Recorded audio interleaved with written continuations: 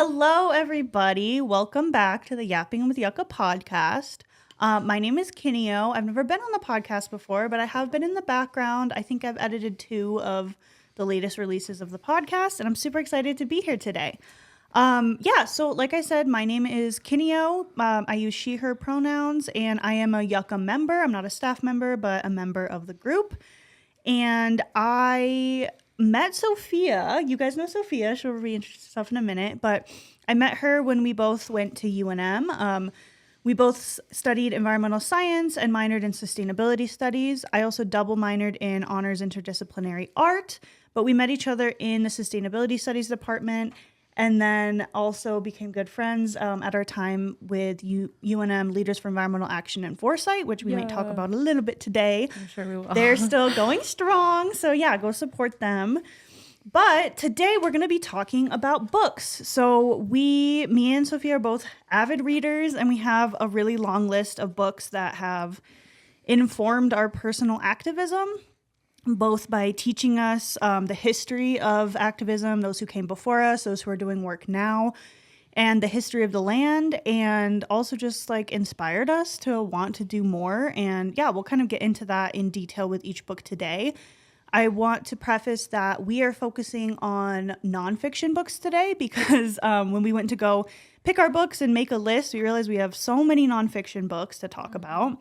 Do a separate episode just with fiction. So if you're interested in having an episode just about fiction, please let us know. Yeah.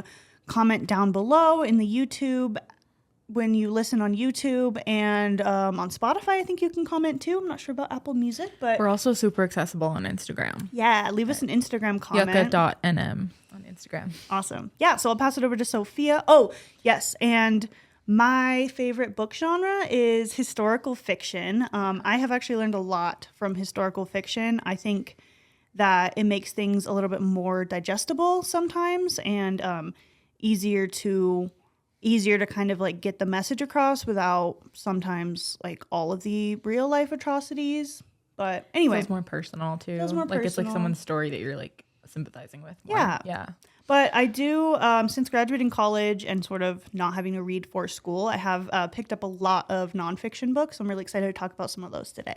I'll pass it to Sofia. Cool.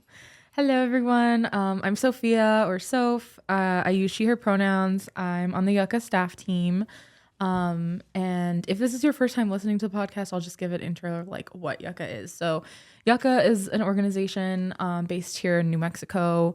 It stands for Youth United for Climate Crisis Action. So we have members like Kineo. We have a small staff team, and we do climate justice work. So we do a mix of political education. That's why we're focusing on this today.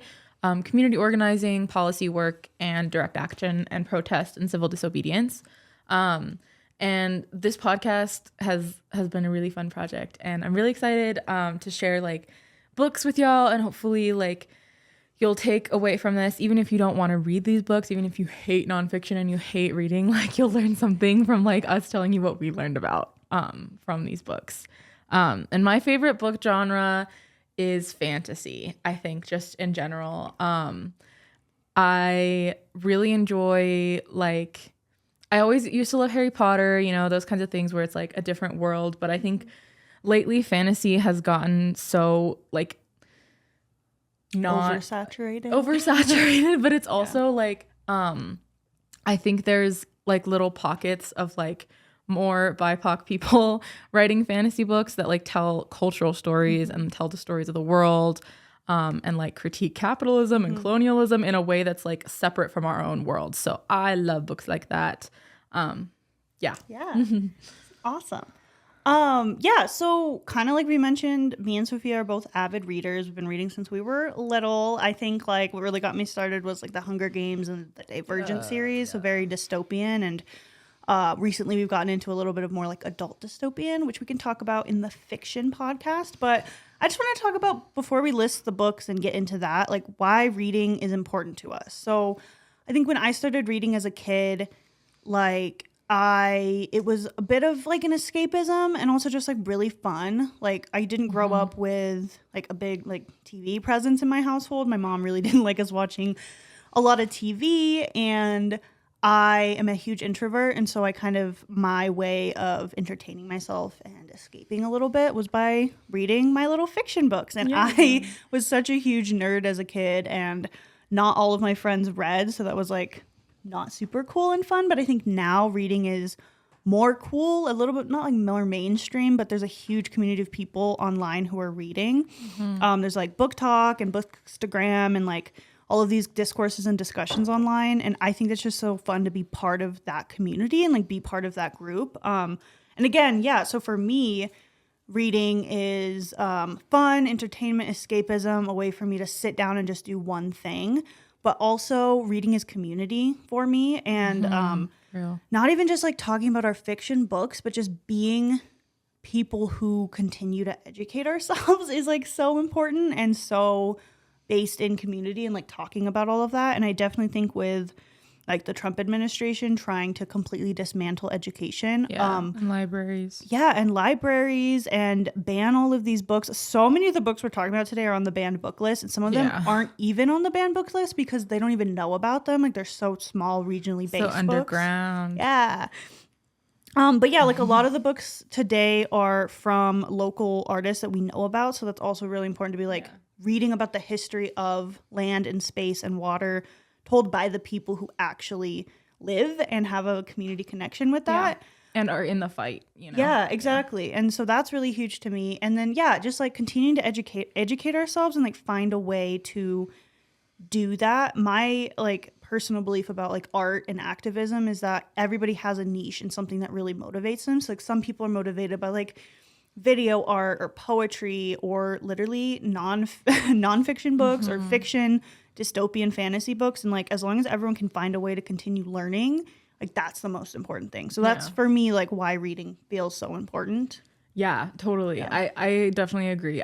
My grandma was a librarian her whole life, so that was like had a huge impact on me. Shout out my grandma. Say thank you to your librarians. Yeah, they're working so hard with like no funding right now. Yeah. Same with teachers. Oh my God. Even before this year, like I just remember going to like events. Like she just put her heart and soul into the library and like creating community events and like free spaces to exist. Simply like libraries are so important. But yeah, I also Hunger Games was a huge one for me. I also read like the Shatter Me series. Going back further, we can talk about like Junie B. Jones and the Magic Tree House. The Magic Tree House was literally the first books I read. Yeah. Like I devoured those. That's like what I taught myself how to read off of. Yeah. And I feel like for me, like reading was my way to interact with the world and my way to learn things. 'Cause like, you know that saying, the more you read, the more you know. My grandma had this library shirt that I still have, and it has like this little poem on the back, and it says, the more you read, the more you know. The more you know, the stronger you grow. The stronger you grow, the stronger your voice when speaking your mind or making your choice. Oh, and I love that. Yeah, and that like stuck with me for fucking ever, because I'm like, like if I can read these fancy words in books, then I can learn how to use them, you know. And if I can read these stories of people, then I can learn how to tell them, you know? So that's like the root of why reading is so important for me. Yeah. And sharing books too, so important. Like if you find a book that really resonates with you, like definitely share that with people, which is what we're trying to do today. Yay. So we're going to go through, so we have, I think, 10 or 11 books to talk about. 4 of them, both me and Sophia have read, and then we each have like a handful that just individually we've read. So we're going to kind of talk about why those are super important to us, and what we got from those books and why you should read it. We also are going to list in the caption, and maybe if you guys are interested, sound off in the comments. We might make a website, like a site on the Yucca website that like lists educational and reading materials. When we were at UNM Leaf, we actually did that there. So on their website, unmleaf.org, they actually have like a page of like reading materials, and some of these books are on there. So definitely check that out. But we can give you recommendations of like some places to buy these books or like access them online, or like reach out to us, and we're always down to like let you borrow, lend books out. We have all our annotations and stuff. So the first book that we're going to start with, it is called Active Hope: How to Face the Mess We're In Without Going Crazy by Joanna Macy and Chris Johnstone. So me and Sophia both were introduced to this book in the Sustainability Studies department at UNM. We had multiple professors, I think, who had us read excerpts, and then we read the entire book for one of our classes. And then I actually taught a class in the honors college, my senior year of college, and I had them read a couple chapters from this book. So I'm going to just dive in and kind of talk about the parts that were really important to me. So my two favorite chapters in this book are, well, okay, I guess first like a summary. So this book is basically talking about like how to cope with the climate crisis and how to kind of like come out of it or like exist without being super depressed. And also like how to let yourself be depressed and feel your feelings. And like honor it. Yeah, like literally honoring our feelings and finding community. And Joanna Macy is a pretty renowned like climate activist and writer in the community. So she's really great. Look into her other stuff. But so my favorite chapter is chapter 3, Coming from Gratitude. So this one talks about like holding gratitude of your community and of the world. And a really cool thing in this book is it's kind of built for classes and for like personal reflection and like teaching moments. So it has these like pondering points and a couple of like writing prompts. So one of the first ponder point in chapter 3 says, more resources have been consumed in the last 50 years than in all preceding human history. Yet we're not any happier, and depression has reached epidemic proportions. So it kind of wants you to like ponder on that. Yeah, like depression is an epidemic. I remember reading that and being like, yeah, depression is an epidemic. Yeah. Everyone is suffering. Like the world is fucking falling apart. Yeah. Right. And this quote also like really resonated with me. It said, the pursuit of wealth and possessions is an end unto itself is sorry, I'm going to start over. The pursuit of wealth and possessions as an end unto itself is associated with lower levels of well-being, lower life satisfaction and happiness, more symptoms of depression and anxiety, more physical problems such as headaches, and a variety of mental disorders.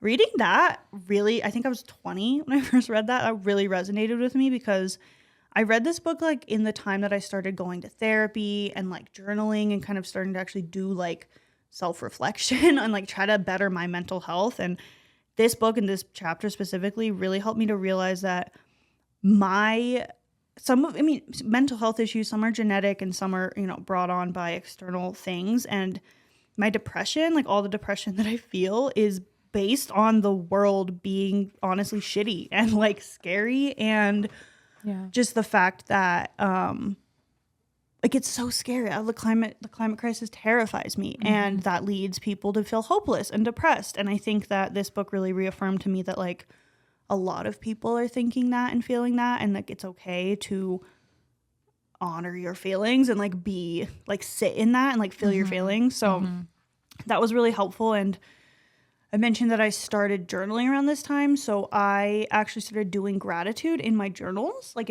so at the end, like to this day, and that was 4 or 5 years ago that I read this book for the first time. To this day, at the end of my journal entries, I put like a bullet list of things that I'm grateful for, because in such difficult, tough times, which like, let's be real, that's our entire lives. Like I'm 24 and my whole life has been unprecedented times. It's really important to remember what you feel grateful for and like come back to that every single day just to like keep going, honestly. Yeah. And then there's this other quote in the gratitude section. It's about Mother Earth. So it says, the Earth Mother. We are all thankful to our mother, the Earth, for she gives us all we need for life. She supports our feet as we walk about upon her. It gives us joy that she continues to care for us as she has from the beginning of time. To our mother, we send greetings and thanks. Now our minds are one. That like really resonated with me too, because above all, like I am grateful for the earth and like doing everything I can to protect her. Yeah. So yeah. This book like really helped me reframe what hope looks like. Like the title Active Hope, I was like, what does that mean? And like getting into it, like I feel like for so long I was thinking of hope as like an emotion, and this book reframed it for me to be like, okay, like hope is an action. Like we have hope for the future because we're actively working to change it. And that like really shifted things for me, because I was like, how the fuck am I supposed to feel hopeful like, how the fuck? Like, just sit here and be like, yeah, we're still fine. We got this. We'll have a future when the world is the way that it is. And doing all these practices and like learning all the history and like about all of the movements of ways and history where there was no hope, you know, and where people had to make their own hope with their actions. So yeah, that was my biggest takeaway for sure. I remember when we first started reading this book, like, we heard the title of the book in the class, I was angry. I was like, what do you mean active hope? Like, that doesn't make any sense to me. Like, how could you even be hopeful? And like, honestly, this book did really kind of reframe that for me. And like, I do come back to it to this day. My second favorite chapter in this book is honoring our pain for the world, which I kind of already touched on. But one thing that I wanted to specifically touch on is this quote. So it says, "It's difficult to even talk about this. There are taboos in normal conversation that block the discussion of anything considered too depressing." And it's kind of, that's like right along the lines of like business as usual thinking and moving forward and like keeping going to our jobs and buying food, paying our taxes, like all that stuff that's just like very mundane. And people don't want to talk about the tough shit. And I had a lot of friends that didn't want me to talk about that. I got really criticized for like bringing up tough issues in my friendships. And I don't know if it was reading that passage of this book, but definitely since I first read this book, I have entirely reframed my friendships and slowly moved away from people who don't want to be real with me and really talk about things and fight for a better future together. So again, not sure if it was this book, but I come back to that quote a lot of like, be surrounded by people who let you actually talk about stuff. Of course, like spiraling is a thing and it happens, but real friends are the ones that will let you like express how scared you are for the world and move forward together and like try to find solutions, even if it's just being in community together, right? That's how like community organizing starts. Yeah, like exactly. Someone like think about like labor organizing. Like none of the labor movement would have happened if coworkers didn't talk to each other literally about how shitty their pay was or how shitty the conditions were. Like it starts with talking to each other and honoring how shitty things are. Yeah, exactly. Yeah. And like feeling your feelings. It's okay to be sad. It's okay to be angry. Anger and sadness fuels our hope because like why would we be angry if we're not hopeful for like a future, right? So I think that also like anger like at the state of the world comes from love inherently. Like it comes from like, oh, I love this world, I love the sky, I love the trees, I love my friends and my family, and I'm pissed that all that's being threatened, you know, like because I love them. So yeah. Active Hope by Joanna Macy and Chris Johnstone. Definitely check it out. 5 out of 5. I loved that book. It's not super long either. It's the kind of one that you can, you know, come back to, and it makes you think. And I love the journal prompts. That was like an assignment in our class, and that was really helpful for me, especially the gratitude stuff. So awesome. I literally pulled journal prompts from this book directly for my class that I taught, and I had them do these same reflections. Like, it's that good. So yeah. Yay. Cool. Okay, so the next book is Braiding Sweetgrass by Dr. Robin Wall Kimmerer. I'm sure folks have heard of this book, or I really hope you've heard of this book. Robin Wall Kimmerer is a botanist who teaches at SUNY. I can just read the blurb, actually. As a botanist, Robin Wall Kimmerer has been trained to ask questions of nature with the tools of science. As a member of the citizen Potawatomi Nation, she embraces the notion that plants and animals are our oldest teachers. In Braiding Sweetgrass, Kimmerer brings these lenses of knowledge together to show that the awakening of a wider ecological consciousness requires the acknowledgement and celebration of our reciprocal relationship with the rest of the living world. For only when we hear the languages of other beings are we capable of understanding the generosity of the earth and learning to give our own gifts in return. So for me, this book, was really helpful to think from a science perspective, especially because being, a woman in STEM, we did environmental science, there's no joke. That environment is toxic as fuck. Super. It's so extractive. The whole concept of Western science is so white, so colonial. And when you care about the earth, you want to go do environmental science, you want to learn about climate science, you want to learn about how to solve the problems that we're in, and you go to these classes and it's like you're being shat on every day. And so this book really helped me think about like, okay, no, like there are like Indigenous women scientists who exist within this like academic Western field and are using those tools, but still sticking with their philosophies and the reciprocal nature of their culture and like the relationship to the earth. So yeah. I think for me, it taught me a lot about how like Indigenous knowledge needs to be informing climate science and earth science, because we have to learn from the people who live and lived on the land. Like, we have to be really regionally based and like listen to the people who were here before and were sustaining this earth. It also taught me like that you can be a scientist and an artist and a mother and like poet, all of these things. And I think you don't have to just have that one identity of like, I'm a scientist. And I definitely, in college, you know, being in environmental science, like I had always wanted to do science, like I cared about the earth, et cetera, et cetera. But like there is such a culture of using the scientific method and doing a research project and like all of these expectations.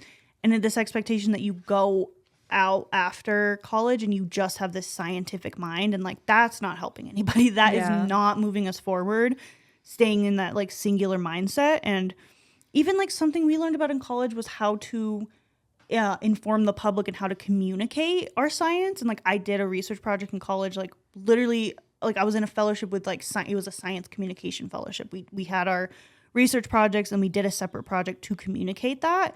And I made these like really cool art posters with like all this information. And it's just really fascinating to me that we are being taught how to communicate stuff in a way that's digestible and interesting and creative. But scientists aren't viewed as also artists and poets. And like you can be both. Right. And so that's like one really huge thing that this book taught me. And I love Dr. Kimmer. Like her writing is just so wonderful. Big fangirl over here. I want to read a section from one of my favorite chapters called The Three Sisters. So corn, beans, and squash, you know, the three sisters, my homegirls. And this chapter kind of talks about like a literal physical reciprocal relationship between corn and beans and squash and the way they grow and the way that when you plant them together, they help each other grow. And they keep pests away. Like it's a very, you know, scientific process. So this chapter really talks about like reciprocity in a good way. Okay, here's the passage. At the height of the summer, when the days are long and bright and the thunderers come to soak the ground, the lessons of reciprocity are written clearly in a Three Sisters garden. Together their stems inscribe what looks to me like a blueprint for the world, a map of balance and harmony. The corn stands 8 feet tall. Rippling green ribbons of leaf curl away from the stem in every direction to catch the sun. No leaf sits directly over the next, so that each can gather light without shading the others.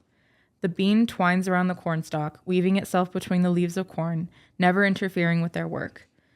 In the spaces where corn leaves are not, buds appear on the vining bean and expand into outstretched leaves and clusters of fragrant flowers. The bean leaves drop and are held close to the stem of the corn. Spread around the feet of the corn and beans is a carpet of big, broad squash leaves that intercept the light that falls among the pillars of corn. Their layered spacing uses the light, a gift from the sun, efficiently, with no waste. The organic symmetry of forms belongs together. The placement of every leaf, the harmony of shapes speak their message. Respect one another, support one another, bring your gift to the world, and receive gifts of others, and there will be enough for all. That passage, like, really summarizes, like, how I feel of like, it just is such a good chapter, and it talks about just the way that the plants feed each other, and, like, the way that that's how the earth system works. The whole earth, from the oceans to the trees to the air to the plants to the soil to us and our own bodies, like, feeds into each other and gives and takes and gives and takes. It's similar. I read a passage in this is a fiction book. It's called There by Tommy Orange, and one of the characters was saying that, like, they're talking about being urban natives and being like native people who live in urban areas, and one of the quotes was saying that even though they live in the city, the concrete, the ground, the trees in the city, it's all of the earth because everything comes from the earth. So it's like, even though they are placed in the city, they are still placed in the earth system and they are still there. And something huge too is like, we can't separate ourselves from the earth. Yeah. We are beings of the earth. Everything in this room, this tripod, these books, all come from earth materials. We don't mine on the moon or on Mars. Yeah. And we shouldn't. Everything that comes from the earth, everything comes from the earth. And we need to think that way, that we are of the earth and not like separated from it. Because I think that's like a huge issue in people's like understandings of climate change and the environment and things like that. And like, as soon as we all start to frame ourselves that way, of course we want to protect the earth and our natural resources, of course, because we are of that. So there's a quote, I don't remember who it's from, it's not from this book, but it's like, we are the earth defending itself. Like, we are the forest defending itself, we are the river defending itself. Like, when you say water protector, land protector, like that's what we all are, and that's who we all are. So my favorite chapter in this is actually the first chapter, or second, I think, but it's called The Gift of Strawberries. And that's basically talking, in a nutshell, she's talking about only taking what you need, and like overconsumption, and the fact that people will give you and provide you what you need if you are of the community. And I think that's really beautiful. And then something else that I really made me really emotional in this book is there's a chapter where she makes syrup with her daughters. She like gets the syrup from the tree and like makes the maple syrup and like lights it over the fire. And my family is from New England, and I haven't lived there really ever in my life, but that's like a big part of like my family history and like where we're coming from, and like that's the land that like my family lives on primarily and is from. And so that made me really emotional just to see like this description of this thing that like my grandparents had me do when I went to go visit them as a kid, right? So I just think it's really beautiful and like goes to show that we are all connected in some way, right? Like we all have some relatability and connection with each other, and we really need to like tap into that when thinking about like how to move forward in any kind of justice movement. So. And I remember reading this in like when we were in environmental science at UNM, and like showing it to one of our professors who had been in the field for fucking 20 plus years, and he was flabbergasted. He was like, whoa, this shifted my world. Like, and it just really goes to show how like Indigenous people know so much more than the Western concept of environmental science or earth sciences or geosciences. Like, we can study the earth, but like we are not separate from it, like you said. And I think that was a huge shift that it still needs to happen within earth sciences. But there's, all the barriers of like the system of academia and things like climate science and climate research at universities being actually funded by fossil fuels. And that's why the divestment movement is so important. And so this book, it starts so many conversations. Highly recommend. It's written kind of like short story format. So each chapter is like about something different, and you don't have to read it chronologically, but amazing. And, again, 5 out of 5. I think all of these are 5 out of 5. I wouldn't be recommending them if they weren't. So our next book here is Nuevo, Mexico by Mariah Gomez. She is... Shout out, Mariah. Shout out, Mariah. We love Mariah. She is a professor in the Honors College at UNM. And we both have like personal connections with her. But she wrote this book about the third stage of capitalism or colonialism? Third wave of colonialism. Third wave of colonialism, which is nuclear colonialism. So basically, she is from the pueblos of San Ildefonso and Jemez, near the Los Alamos National Labs. And it goes over like the history of the labs and how they even got started and founded. And she basically just talks about like what that means for her and for her people as best that she can represent that. And there's a couple of parts of this book that really stuck out to me. One thing is she defines literary gentrification. which is defined as, quote, a process invested in the restructuring of literary spaces for use by hegemonic institutions for the means of educating, representing identities of, and entertaining a reader about a space for middle-class consumers. So, since this is about Los Alamos National Labs, what I immediately thought of was the Oppenheimer movie. And I'm sure that we all remember the Barbieheimer hype. Barbenheimer, yeah. The way that like the Barbie movie and the Oppenheimer movie came out at the same time, and people were like, they're competing movies, blah, blah, blah, blah. Which, like, one, they were not at all about the same thing. Not remotely. And two, they were both also like really shallow representations and versions of the story they were trying to tell. Yes. Specifically because, and I never saw Oppenheimer because I did not want to give money to that. No, yeah. But what I heard and what I've seen is that they entirely misrepresented the actual story. Of course, the story of people of color and the people of the land, Native people. Los Alamos, New Mexico. Alamos as a whole was entirely misrepresented and mistold, and those people were not centered in those stories. The Pueblos are not talked about. Not talked about at all. In the movie. Which is crazy. Crazy to me. Oh my God. Yeah, that's so fucked. So that's like definitely one good example. And she gives some other examples of like media about Los Alamos National Labs and about the nuclear bomb development and all that stuff. And I would read the book because it really explains how those misrepresentations happened and really outlines like gender biases and racism in those representations.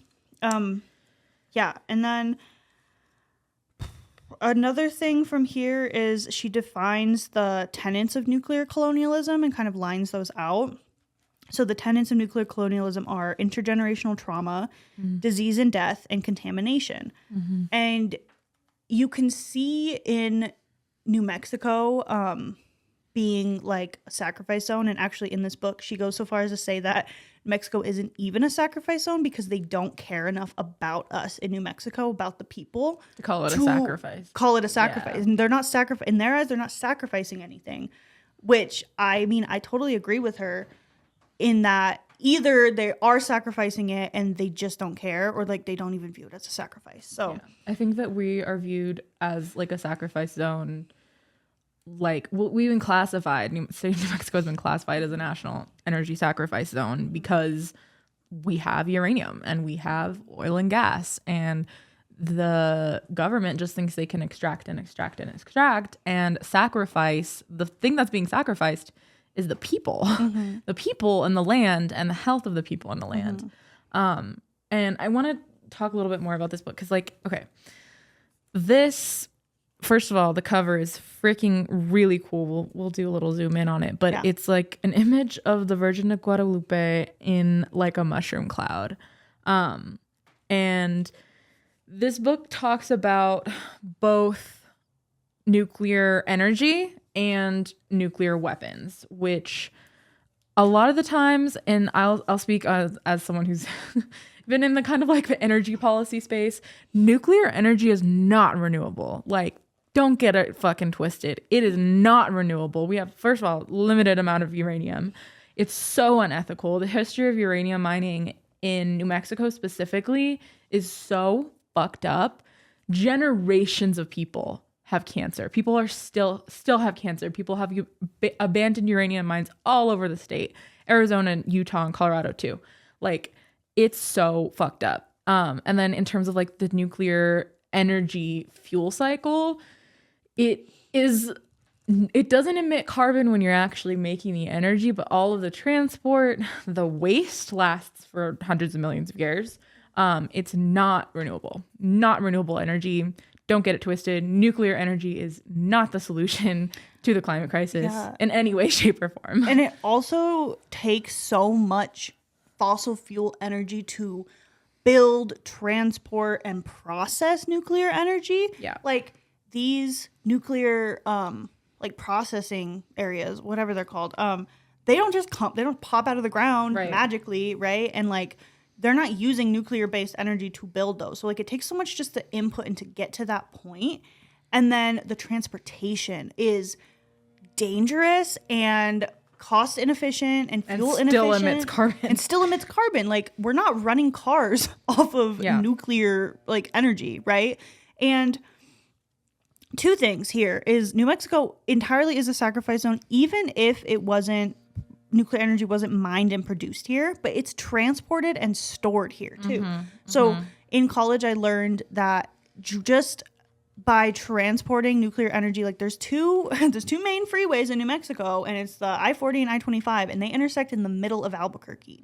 So not only are the small towns where they're storing this nuclear energy being affected, but also like Albuquerque, just driving through to transport that, like everywhere it emits along I-25. so much energy. It emits so much nuclear radiation. And so the highest population group in New Mexico in Albuquerque is also being affected by that. And it's, I don't know. It's not sustainable. It's bullshit that they're painting it that way, honestly. Yeah. And it's nuclear is deeply, like, nuclear energy is inherently deeply tied to nuclear weapons, right? It's inherently deeply tied to war and the U.S. need for domination in terms of like the Manhattan Project and the Trinity test. The very first nuclear bomb ever developed was developed and dropped here on our people here in New Mexico. There are people still surviving called the downwinders who were downwind from the explosion, who have generations of cancer and contamination in their bodies and in the land. And they still haven't received reparations. This book also goes into more details than I could probably tell you about RECA, the Radiation Exposure Compensation Act. It goes into the details of Oppenheimer and the Manhattan Project and like what the development of the bomb looked like, and how they really did not give a fuck about anything else except for profit and quote unquote progress. Oppenheimer is like known for being the guy that was like, I'm gonna make this weapon of mass destruction. I'm God. It's really this fucking, it's misogyny, it's colonialism, it's white men and their fucking pissing contests. Like that's what nuclear arms war is what it is. It's So there's also a chapter about labor and how so many people, including Maria Gomez's family, were working at the labs or in and around the labs, and how no one was able to really separate themselves from the development, from the contamination. Because it's like a good job in your community, in your area. And it even like the native people and the homesteaders, so she defines Nuevomexicanos, which is like a combination of Mexican, Hispanic, and native New Mexican people. So that's kind of the group of people we're talking about that are most affected. And Lano moved into their land and then started to employ them, but employed them at like low level jobs. But it was better paying than other stuff that they could access in the area. So it's like you starve or you work here to feed your family, and they're doing that work at Lano anyway. Yeah. So it's really just this like rock and a hard place that they're being pushed up against, because like the work that's happening at Lano is directly polluting and impacting their community. And even to this day, there are like petitions out there. I know that there's some tritium release, right? That's like potential, and we can put the link to sign that petition to stop that, to at least give them our voices to stop that in the bio. But it's like ongoing and it never stopped. And if we go back to like the tenets of nuclear colonialism, it's all of this that gets stacked up onto people. And so it's intergenerational trauma. So it's these people who were either their land was taken, and then there was a group of people who died in like accidents at Lano, and she goes into detail about some of those people and then their families. And then there's disease and death. So it's all those people who have like generational cancer rates, and they pass it on from them to their children, and even just living in that area still, when some of the contamination has been cleaned up and has like lessened over time, they're still being affected. It's in their crops, it's in the water, it's in food. And then that's the other tenet, is contamination. So she does a really good job in this book of lining it out, like the history of it through to today. And even talks about some like current day issues, like Holtec, which was the proposed storage facility in southeastern New Mexico, which is also where I learned about like that transport through Albuquerque and like the high levels of radiation just in Albuquerque from the transport. So this book really gets into it, and she gets really personal with it and tells like her own story. The last chapter is called No Nuclear Waste on Key, the nuclear corridor and nuclear waste in southeastern New Mexico. So it goes into that. The Waste Isolation Pilot Project. There's no concept of a plan for any kind of storage of nuclear waste across the whole world. No one has a plan for how to store it safely. So despite that, they're still producing plutonium pits and extracting uranium and still making more and more nuclear activities. So it gets into also like the pop culture portrayals of like nuclear and how that's part of like the wave of colonialism too. Is like you hear the term bombshell, right? Like a hot woman, that comes from the term like a nuclear bomb, like a bombshell. Like, you know, I also took a class at UNM called Nuclear New Mexico, and we learned about that and how a lot of women who worked in the labs were treated like shit. And it really is, like I said, it's like a pissing contest. It's this like manly man thing. So yeah, the book gets into a lot of that. It gets into like the environmental racism, and it talks about the TV show Manhattan, and how New Mexican women are portrayed in a really racist and sexualized way, which is very common in like for Native women especially too. So yeah, really good book. Yeah, highly recommend. It's also short. I mean, it took me a while to get through it, to be honest. It's because heavy. It's so heavy. But it's very informative, very short. So it's like a really, if you just push through, it's a really quick read. Especially if you live in New Mexico, this is a must read. Yeah. Like you have to know the history of this because it affects all of us. Like the bomb was dropped here and they still do tests on the regular. And all of us breathing this air in New Mexico are affected by that radiation. That's the reality of it. And everyone deserves to know this history. Yes. Okay. I'm going to do the next. The next book we have is called Black Snake, Standing Rock, the Dakota Access Pipeline, and Environmental Justice. So this book is basically follows 4 different women who were at Standing Rock and had a lot to do with the movement, fighting the Dakota Access Pipeline, and a lot of like the policy history of how the pipeline came to be and why it was such a very clear example of environmental racism. I remember Standing Rock was how I first got into environmental organizing.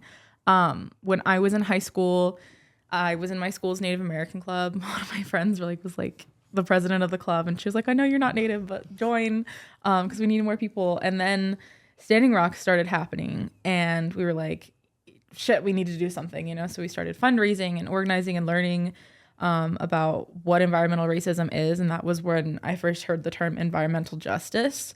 And it stuck with me because like environmental justice at its core is the solution to environmental racism. And don't let anyone tell you otherwise. That term is coined by people of color, by people who have faced environmental racism.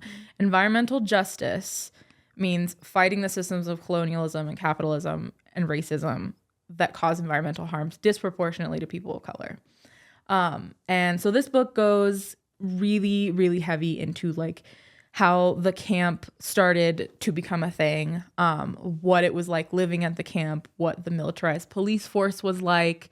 And then after the camp was finally shut down and we had this like kind of fake out that the pipeline was going to get denied, like what happened afterwards. And it's really, really heavy.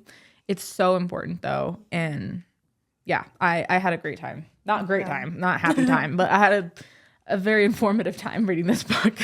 Yeah, honestly, I realized that I knew next to nothing about Standing Rock and the Dakota Access Pipeline when I started reading this book. I was like, oh my God, I didn't actually know the history, like who started these, who was like on the ground in these movements. And I was surprised. Well, I shouldn't be surprised, but it was interesting to me to see that youth really led this. It was very youth led. And I think that that is like a lot of the foundations that Yucca stands on too, is like youth voices first, and then like more older adults like supporting them and like what their movement means to them. So I thought that was huge. And I mean, I had a really hard time reading this book. I cried a lot, and then I wrote like an extensive list of trigger warnings for people who would read it, because there are a lot of mentions of mental health issues and suicide and addiction in Native communities specifically, and it's really important to learn and to know about this, but it's tough. It's tough to get through. So yeah, definitely tread lightly, but it is such an important read, and it really tells a story from people's perspectives individually. And there's a couple of things that I wanted to touch on that are like, this movement was the foundation of a lot of stuff that happens now. So like surveillance. Yep. So sending like FBI agents into like infiltrate the camps, and like video and audio surveillance type of things. And like that, one of the companies they named is Tiger Swan, a private security firm. This is a quote: hired by the pipeline company. Employed counterterrorism, surveillance, and infiltration tactics against the campers. That's typical. That happens today so much. And it's like, especially a huge issue now with our hyper existence online and like all of the surveillance issues happening. So that was really interesting to see. Also, the strategies that the police used on these people are the exact same strategies that they're using to this day for Palestine protesters, that they used in 2020 and on for Black Lives Matter protesters, like one, hosing people down, and again infiltrating and like starting riots. Like these were peaceful protests, all of these historically, and then people infiltrated and started riots, and just the way that they label them and like dox people and just like that heavy level of violence against civilians is insane to this day. And I did not know personally that is the Standing Rock is the foundations of that, and that's where a lot of that stuff started. So especially in recent history. And I think it like empowered, because this Standing Rock, like when the camp first started, was during Obama's presidency. That was his National Guard, you know what I mean? And this book also, like, I want to read a couple of quotes, because it talks about like the legacy of resistance and how Standing Rock was like the beginning of something big in modern history, especially for a lot of us young people. Like myself and a lot of people were radicalized and activated by what was happening at Standing Rock and by the violence that we were seeing being put onto people who were just trying to protect the fucking water, man. Like this pipeline went through and was going to fuck up the whole Mississippi River, you know, like someone wanted to join the podcast. This is Nova, everyone. This is, I guess, the official Yucca mascot. This is my dog. Okay, here's this quote. Clearly something significant happened at Standing Rock. On the one hand, it was yet another skirmish in the ongoing war against the treaty rights abuses, racism, and environmental injustice that have long plagued Native Americans. The movement at Standing Rock fits into the long history of Indigenous resistance against settlers, dams, and pipelines. It has echoes of the Indigenous activism, often youth-led, of the preceding decades. The 18-month occupation beginning in 1969 of Alcatraz Island by Indians of all tribes, the fissions of the 1960s and 70s by Native Americans asserting their treaty rights to fish around the Puget Sound, the 1973 occupation by the American Indian movement of Wounded Knee on the Pine Ridge Indian Reservation, and the Idle No More movement, founded in 2012, in reaction to infringements of Indigenous treaty rights in Canada. The Standing Rock camps also grew directly out of the fight over the Keystone XL pipeline, which brought Indigenous leaders and environmental activists together. So I think Standing Rock was like a huge shift in the environmental movement in general, because I think there was a lot of like, there was a separation between like white environmentalists, conservationists, and like Indigenous resistance and people of color resisting colonialism as environmental injustices, and not just like for the trees or whatever, you know what I mean? And it also talks about like, so it's rethinking the national narrative involves recognizing the U.S. history as that of settler colonialism, an ideology of white supremacy, and a policy of genocide and land theft that has included massacres, military occupation, torture, removal from ancestral lands, and the removal of children from their families. All of these things are environmental issues. They are climate issues, whether it's one pipeline or a million pipelines or carbon emissions all over the world. Like that's what this fight is. So, yeah. Yeah, so highly recommend this book, but definitely tread lightly. It is difficult. I listened to it in an audiobook, which I think helped me to digest it a little bit better. But you know, everyone has their personal like ways of reading, and there are some photos in the center, which I can kind of like clip some of them in right now, which I didn't get that in the audiobook, so definitely really cool pictures. good. And I'm sure like the pictures are online if you are an audio listener. So yeah. So now we're gonna kind of move into books that only I've read and books that only Sophia's read. So maybe we'll like We're pitching to each other now. Yeah. We'll kind of switch back and forth, but since we're kind of talking about a long-standing generational trauma and issues, this book is called Light in Gaza, Writings Born of Fire. It's edited by a group of people, but it's a group of like short essays about people's experiences being Palestinian, but specifically Palestinians in the Gaza Strip. And it also is very heavy, and it has like a long, like a lot of history, and kind of goes over like what life has been like for people. So it's more like personal stories. It's not just like political history and like back and forth, this and that, but it's actually like people who live in this area and have personal experiences. It's also intersectioned with art. So there's a couple of paintings, a lot of poetry throughout, which like to me was really impactful because poetry is one of the ways that I deeply resonate like with these movements. So yeah, it's a little bit, I mean, again, it's a shorter book. Well, no, it's 273 pages. So it's pretty long, pretty lengthy. Here in the beginning, it has a map of the Gaza Strip and the Gaza District before 1948, which I will remind you is when all of this started. So Palestinians have been displaced from their land since 1948, and even I think a little bit before. But this really got into like the history of that and showing the decimation of the land, and it talks a lot about like the strategies that so-called Israel uses on Palestinian people to squash their hope and you know, basically like beat them down, stuff like turning their electricity off and their water and having like full control in the Gaza Strip over resources, and then kind of like bombing out of nowhere too. And it talks about, so this was published in 2022, so it's actually like pre October 7th 2023, obviously. So it's just like everything that even happened before what's currently happening, which is such a massive horrible atrocity. But this shows that it's been that it's been this long-standing genocide that's been happening. Has been this like really long, like over the course of 75 years trying to get rid of this group of people. And that's like so fucked up. Honestly, I'm like, oh God, I cried a lot reading this book, but I highly recommend it because firsthand accounts, as you can see here, like firsthand accounts are one of the most impactful and important ways to learn about things that are happening in the world.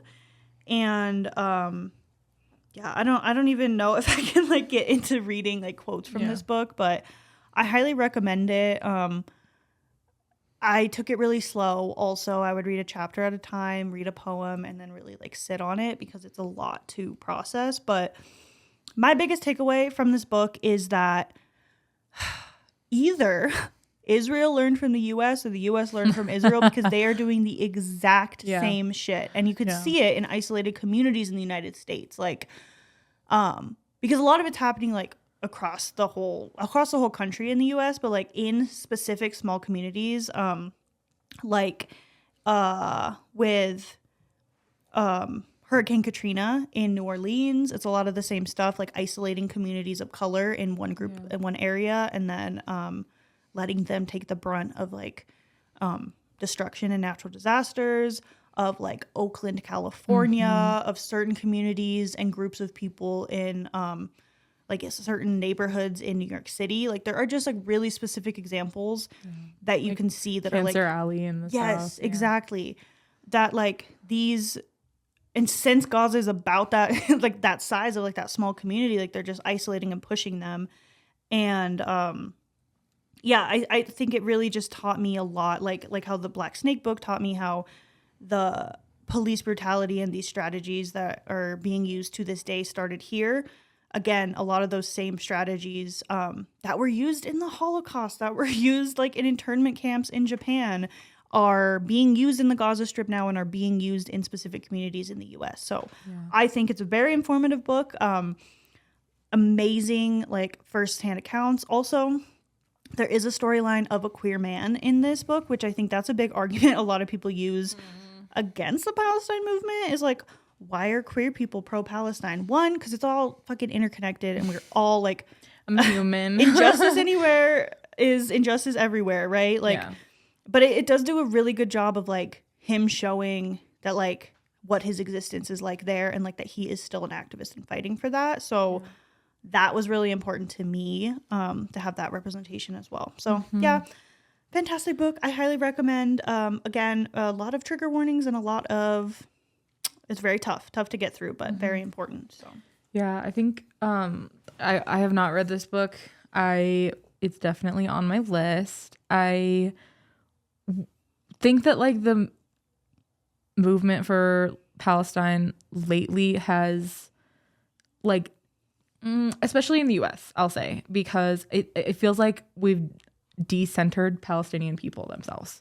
You know, like it feels like it's about us now. Like it's about our arms, it's about our taxes, it's about our feelings about what we're seeing on our phones. But like this kind of storytelling is really important because it's like, these are people that are not us. We don't need to talk about us.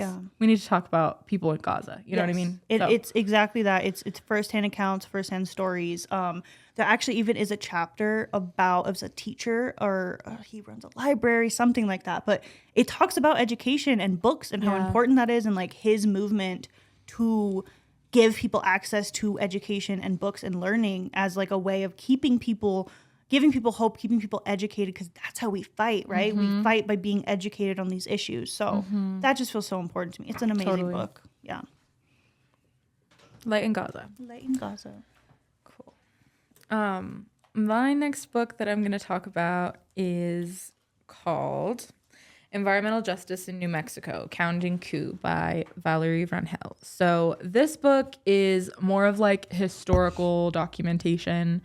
So I'll read the blurb again because that can tell it better than I can. In New Mexico and across America, communities of color bear the brunt of contamination from generations of expansion, mining, nuclear testing, and illegal dumping. The nation's largest uranium waste spill occurred in 1979 at Church Rock, and radioactivity in the Rio Puerco remains at dangerous levels.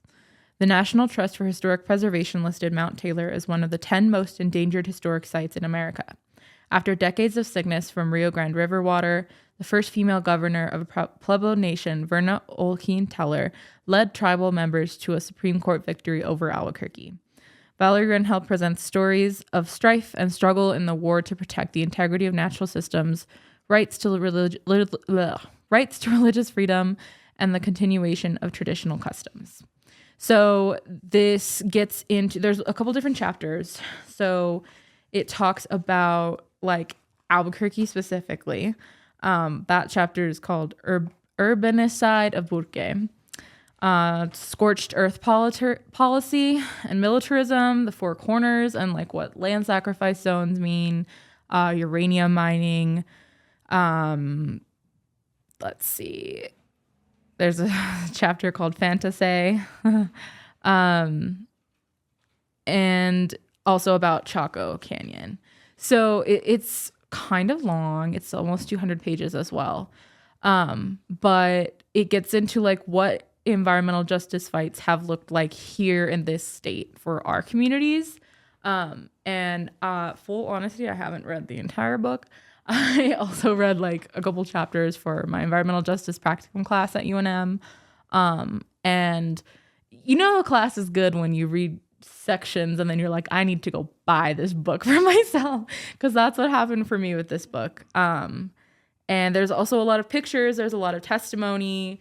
And it really just talks about like the history of colonialism here and what environmental racism has looked like here.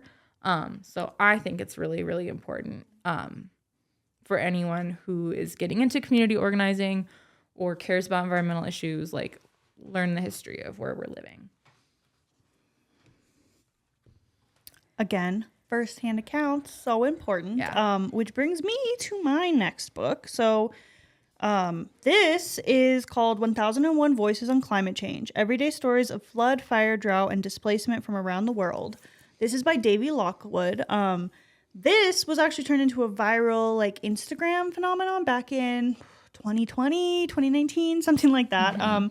So Davy is, and I guess full transparency here, she is a white woman from the United States, middle class.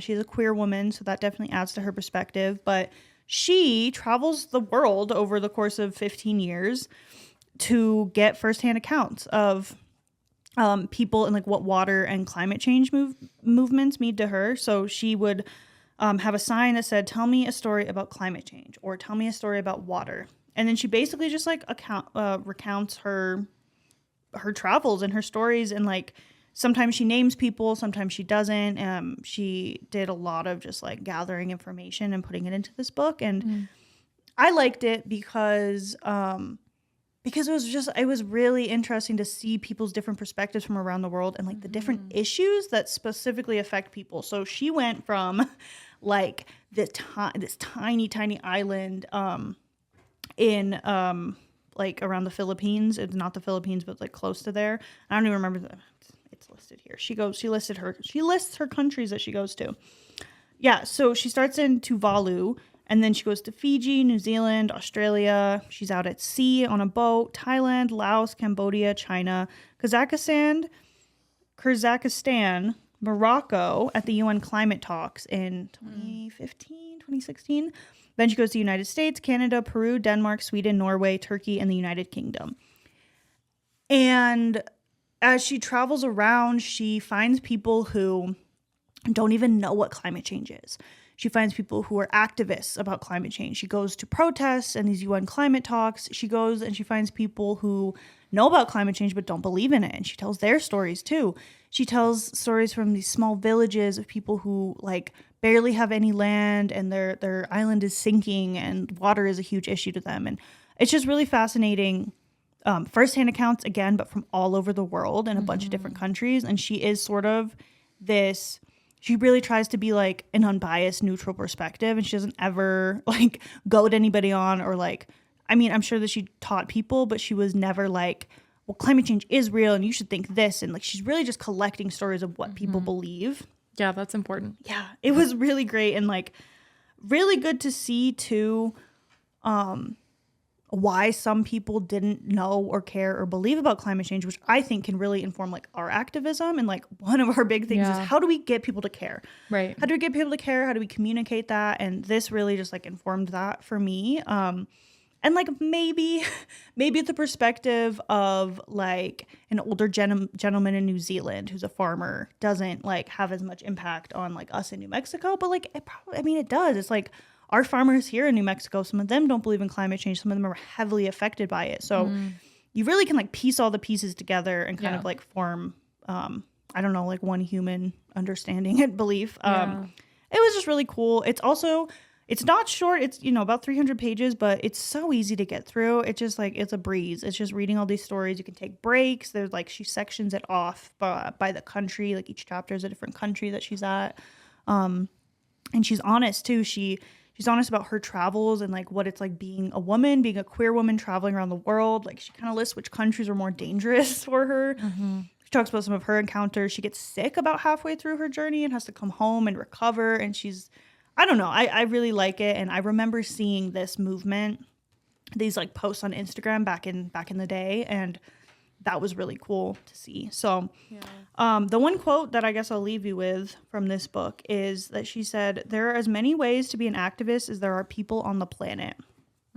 So we all care about something, right? Right. We're all activists and advocates for something in our lives. And I really like that because there is sometimes like policing within the movement of like people trying to tell you how to be an activist and say like this is the right way to do it. And again, like Davey says in this book, there are as many ways to be an activist as there are people. You are your own version of that. And I think that is really important to remember. And like moving forward, I'm really going to embody that. I've read this book very recently.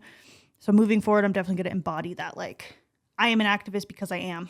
And I can obviously learn and grow, and I should be looking to people of color and the people more affected, especially myself as a white woman. But like my version of that, as long as I'm not harming anyone, is making a positive impact. So I really liked that. Yeah. So yeah, that's definitely highly recommend.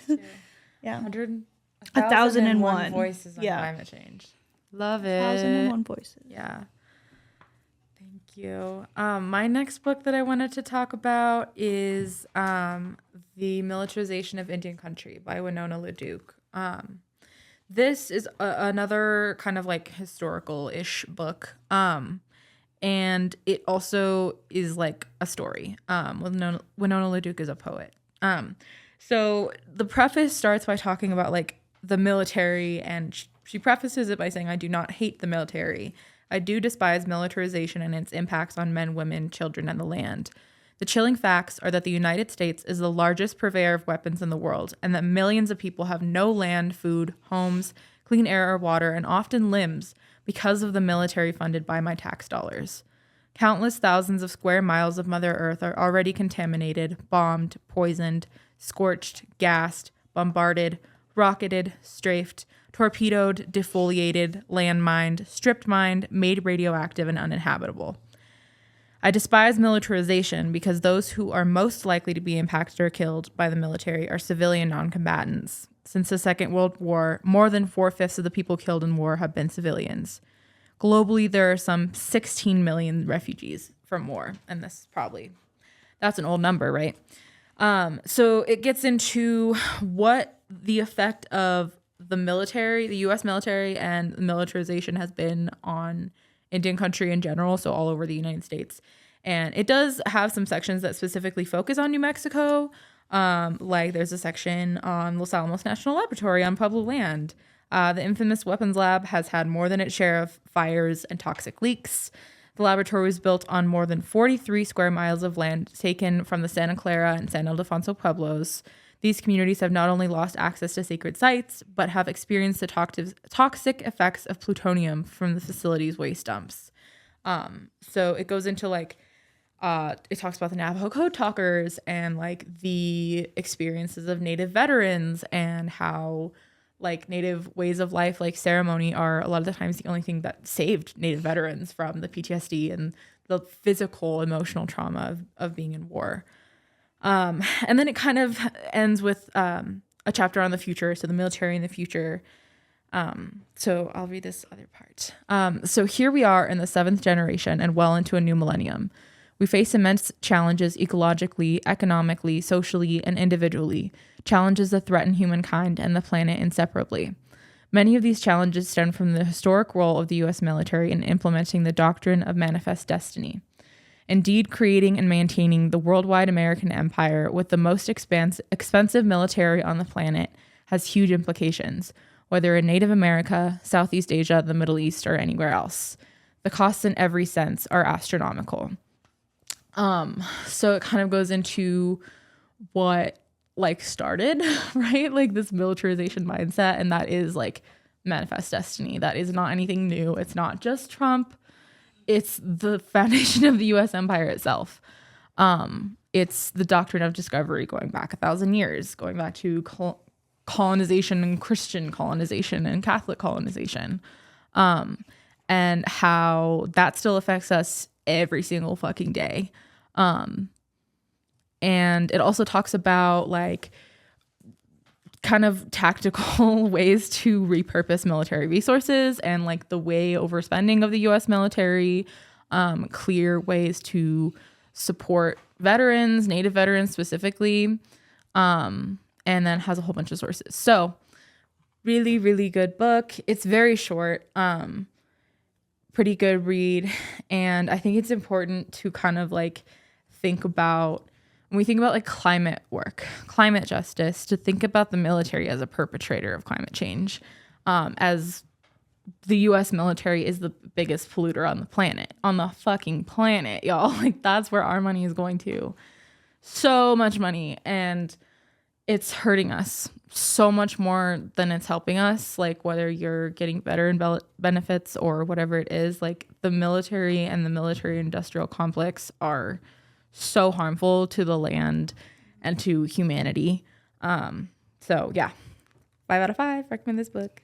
Yes, I really want to read that one. I will say, to your point earlier, it is really important to remember, like, again, this is why reading is so important, is because it's the history of things, right? Like, people are so hyper fixated right now on like the Republican Party and Trump and all the harm that he's doing, but it's like, this has been happening. Yeah. This has been going on. And the U.S. is the blueprint. The U.S. is the blueprint again, right? Like, learning about like Israel and like what strategies they're using, learning about Standing Rock and how long that's been going on. Like, it's been going on, and every single president, politician, like, has fed into this. Like, it happened during Obama, it happened during Bush, it's happening during Trump, Biden, especially. Biden Harris was like so awful, especially related to Palestine. Like, they kept sending funding. So I think books like that, and like any book like of history, is really important, just to kind of highlight, like, it's been happening and it's not a new thing, and here's the strategies that we used before, and like, here's how we can come together as a community and continue fighting, give us hope, etc. So I love that. I will be reading that book for sure. These books are also like, it's helped me reading like the historical like histories of movements, because it's like, the reason that I'm sitting here is because our communities are so fucking resilient, you know, because we know how to fight this shit, and because our reciprocal relationships with the earth are what have kept us surviving, you know? So, and I'm thinking of so many other books we didn't bring today, but again, sound off in the comments if you want us to do a fiction version, and we absolutely can. We can also do snippets on Instagram of like additional books. I just thought of one that was like the history of lesbians in America, which is like, learn the history of your people, guys, right? So important. So we're in the home stretch. We each have one book left, and then we'll, do our closeouts and everything. But my last book is called All We Can Save, Truth, Courage, and Solutions for the Climate Crisis. This is another book that I taught in my class when I taught at UNM briefly. So it is a 2020 collection of essays and poetry edited by Dr. Ayanna Elizabeth Johnson and Dr. Catherine Wilkinson. The collection sets out to highlight a wide range of women's voices in the environmental movement, most of whom are from North America. So it does a really good job of like highlighting female voices, like they just said, and it's the short essays interspersed with poems and other pieces of art. And if you can't tell, it's like one of my favorite formats of a book. I love just this incorporation of art and poetry, and like, writing itself is art, but there's just something about poetry and photography and paintings that like really resonate with me personally. This book is very hopeful. It has a lot of positive, like, hopeful solutions. It talks a lot about like movement foundations, personal stories, a little bit about like the science foundations of climate change and environmental movements. So I highly recommend this book. I don't have a physical copy, but I'll put an image up of the book title or the book cover here. Super highly recommend. Love that book. Cool. And then this is my last book. This book is called Environmental Justice in a Moment of Danger by Julie Say. It's another one that I read passages of in a class and decided to buy it. It talks about like a little bit of history of environmental justice movements. It's super, super brief. It touches on, it's only 100 so pages, so you obviously can't get into everything. It talks about Standing Rock, and it talks about like the like youth movement. I think a lot of like the climate movement has been led by youth, and that's because like we're the ones who are like, we're born into a shit fire, and we're not gonna fucking accept that. You know what I mean? And I think that that's a huge part of it. And so one of the chapters talks about that, and talks about like the No Dapple movement being youth and women-led Native movement, and how Indigenous youth are at the forefront in climate justice activism.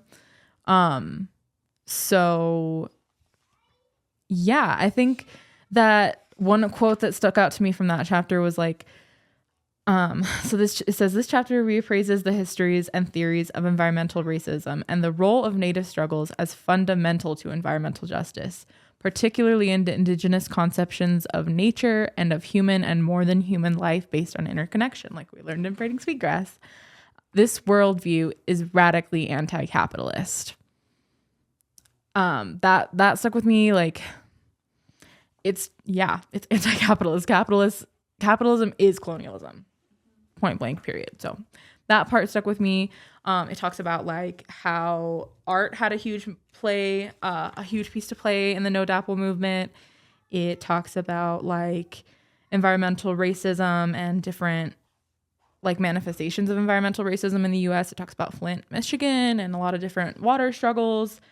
It talks about like kind of really environmental justice is troubling capitalism, and how I think I might memorize this quote actually.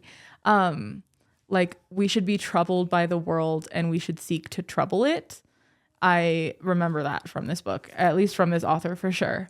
And that was like, yeah, that stuck with me because it's like, yeah, the world is shit. I'm troubled by it.